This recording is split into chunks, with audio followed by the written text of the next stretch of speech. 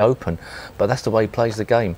So it's fascinating to see how that style of play will hold up over the next 5 years. Will it be the way you have to play? Yeah. Will it get ripped to pieces by better players who have got an all-round game over a long period of time?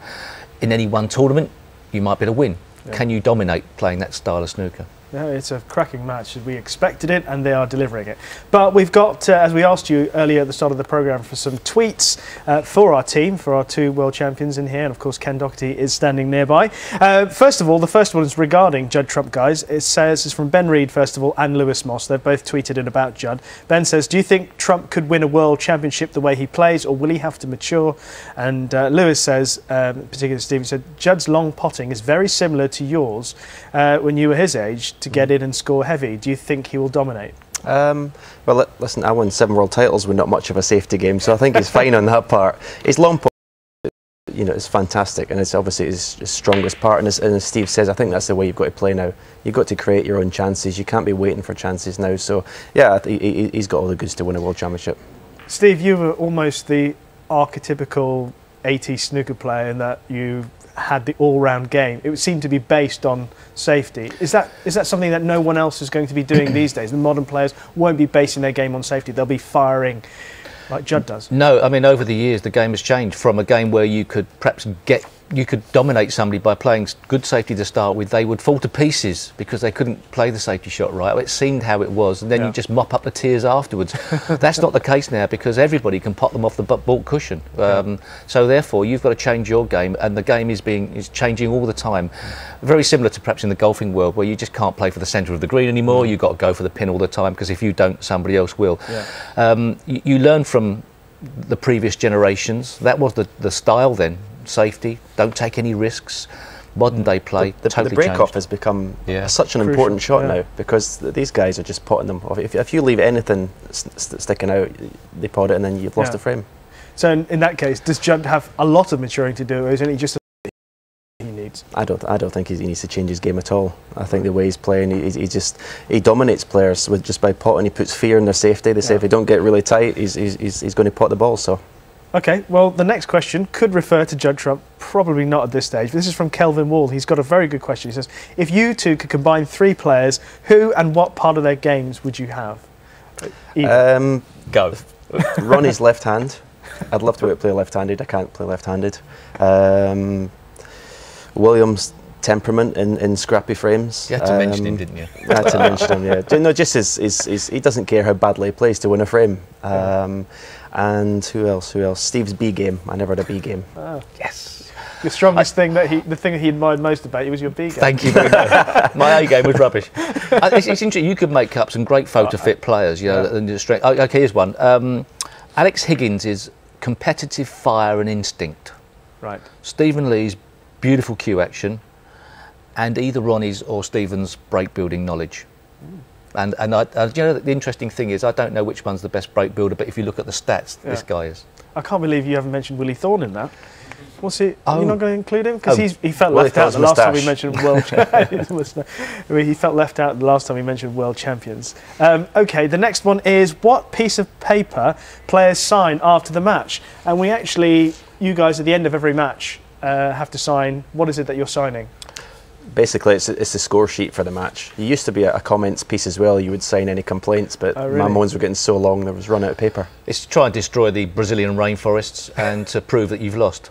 Right. Well, actually, yes, we have got a copy of one of these. This is from the match between Sean Murphy and Martin Gould, and you can see it's just the match results sheet, and they're both signed it. Martin Gould down at the bottom, Sean Murphy, not a very long signature. Martin's obviously keen to get both his names in there, but Sean doesn't matter. The next one actually also involves what you guys do as part of your match routine, and it's from Natalie. She says, what does Stephen Hendry in particular, but obviously it goes to any player, what do you usually do in the 15-minute interval of matches? If it's like the Crucible where we have dressing rooms, normally I just 10-15 minutes. If you've lost the first session 4-0 and you're not had a shot, you might go to the practice table and get loosened up, but basically just relax, have a cup of tea. Same for you, Steve? Yeah, it was always nice if you've got a mate with you to just have a chat, and not necessarily about the snooker, just have a chat about things and take your mind off it even, because you don't want to be intense all the time. It's a sort of game where in your hand. Yeah, you can do that. Yeah, some players I do think go in there, but it's a game where you can switch off and on, so you just have to get the balance right. Okay, well, we've got Ken Doherty standing by. Hi, Ken, how's it going? Very well, thank you. Looking a bit lonely out there. We're not going to leave you hanging for too much longer. No, mate. Because we've got a couple for you. This is from Tom Glanville. He says, how many tips does the average player get through in a season, Ken? Well, probably our two protagonists out there today who are playing quite a lot of snooker, a lot of tournaments, and it depends on how much practice they're doing. They would probably say I would probably average about 4 or 5 tips a year. However, our 2 world champions who are not playing that much, who are in our studio, probably about 1. So, sorry guys. Okay, yes, the next one we've got is from Tim Solly. He says, what's the best way of learning to see the potting angle? Well, out there you would probably see Neil Robertson or Judd Trump sometimes come around and have a look at the target line, in this case the brown, so that they would probably line up the brown with their body and their cue. Here's a little tip that you could do in the practice room or when you're playing in your local club. Sometimes you could put an imaginary ball there that is almost like a dead set plant. There you see it in there. Now what you do is you take the red away, and that's exactly where you want to hit the brown to pot the ball, and do something like this. And of course miss it as usual, but you get the gist. You'd obviously lined it up wrong, obviously, Ken. Just I was never good at plants. Oh, normally he's 100% accurate. His practicing has been diligent as well. We're going to get more of those tweets in a little later in the programme. There's certainly a little bit of fun along the way. But we're going to look back at last night's match between Shaun Murphy and Ricky Walden now. Of course, Shaun Murphy has been there and done it before. He won the UK title in 2008, but Ricky Walden, it was, in his first UK quarter-final that led 5-3, and he needed just one more to seal a semi-final spot. We'll move on to frame 9. Walden at the table. Commentators are Willie Thorne and John Virgo. 1.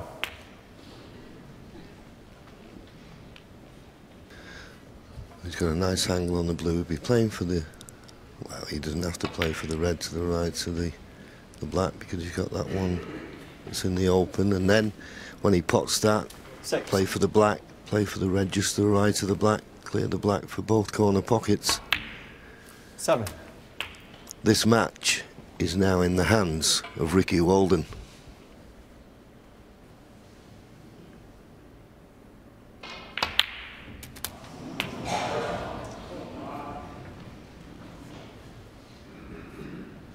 $14.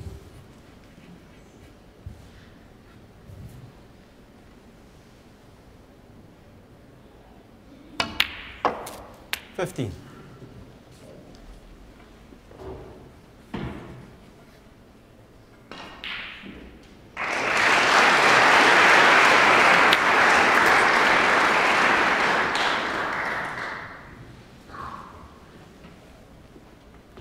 'This is the 22. key shot now. He needs a perfect angle on the black to go into them, and with it being a pack that's pretty tight, there's one loose red. He needs to cannon into the loose red. That'll give him more chance of getting other reds into play. 23. And if he plays it with stun rather than screw, these could be very, very nice. Yeah, but I'd be favouring just hitting the left edge of them, only because there's that red near the far corner.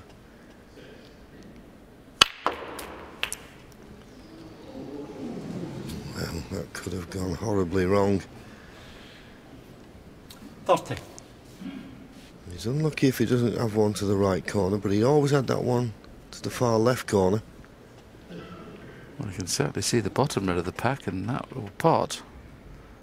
And it's just a natural to get on the black from it. He's looking at the more difficult one.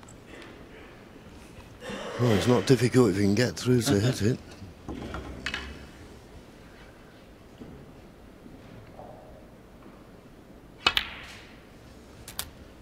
Played it nicely. 41. Frame and match at his mercy. Yeah.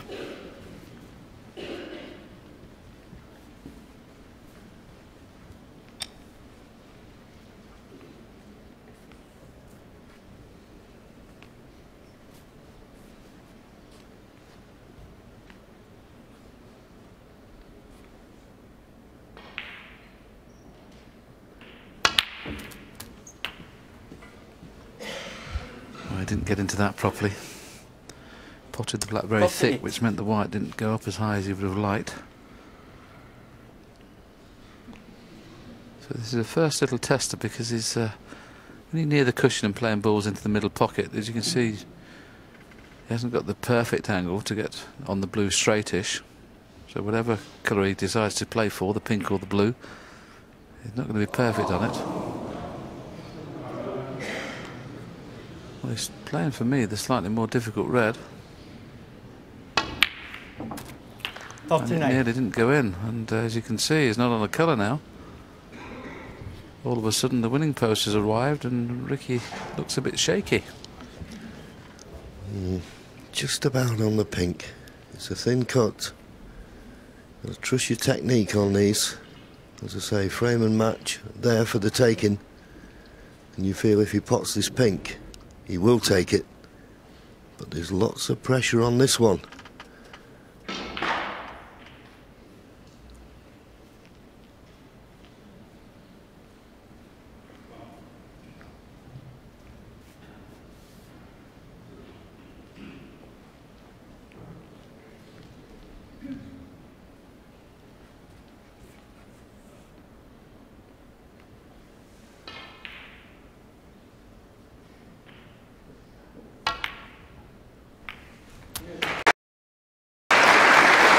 He's got it.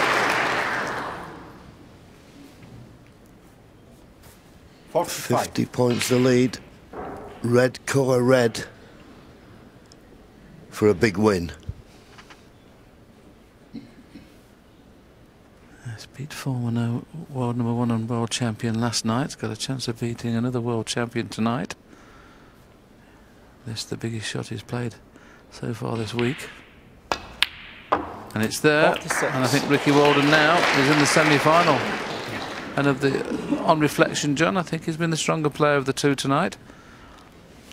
Yes, I think the first 4 frames were evenly matched. Both were missing pots that we expect them to get. But since the interval, I think he's been the better player.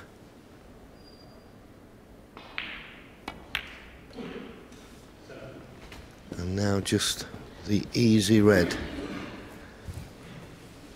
57 points in front 52. at the moment. This to go 58 points in front with just 51 remaining. 53. And that'll be it, and he'll be feeling very, very good inside. Sean Murphy will be very disappointed.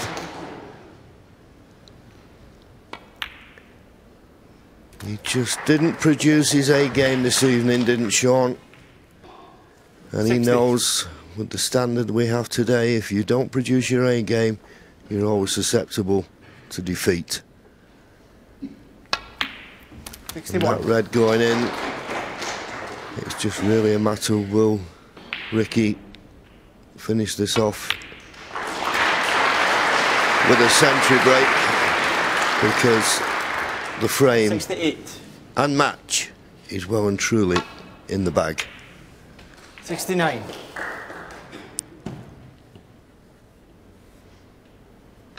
Third round is the furthest he's ever been in the UK Championship, but he's now in the semi-final for sure. 71.